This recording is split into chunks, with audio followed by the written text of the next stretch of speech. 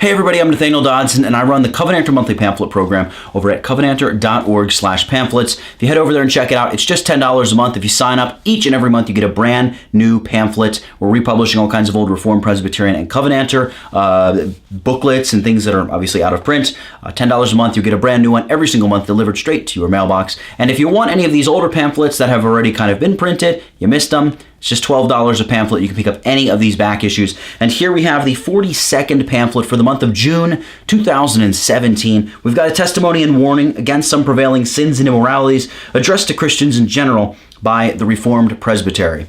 To give you an idea of what can be found within this pamphlet, I'm going to read here from the back of the booklet.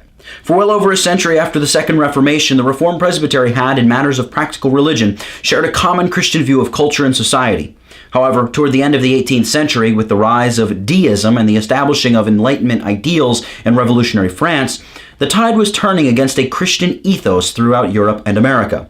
Practices which would have been universally condemned against Christians of every denomination were becoming accepted and acceptable.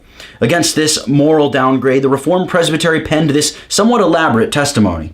While some of the things condemned may seem to be commonly condemned amongst conservative Christians today, many of the practices condemned have become accepted even amongst those who profess to be the most staunch defenders of biblical Christianity. The Reformed Presbytery was not issuing a radical call to pietism, but it was reiterating the biblical and historic position of piety standard in Christendom before it was corrupted by the acceptance of many of these practices. Published in 1805, this testimony and warning against some prevailing sins and immoralities does not take up every objectionable practice which was becoming common at this time. The concern was simply to reinforce and instruct those who were members under their care, as well as those who called themselves Christians in general. Thus, they begin with a discussion of Sabbath violation, in which they admonish Christians to walk circumspectly in their proper Sabbath observance. To this are joined several essays on the issues of lots and dicing, dancing, and theater attendance. Although these things are seldom condemned amongst modern professing Christians, they form a triumvirate of moral issues, which nearly all professing evangelical Christians would have eschewed only a little over a century ago. The Reformed Presbytery explains why. Additionally, there are essays touching on the matters of drunkenness and profane swearing. While perhaps not as accepted in the modern evangelical church, these are practices of growing concern.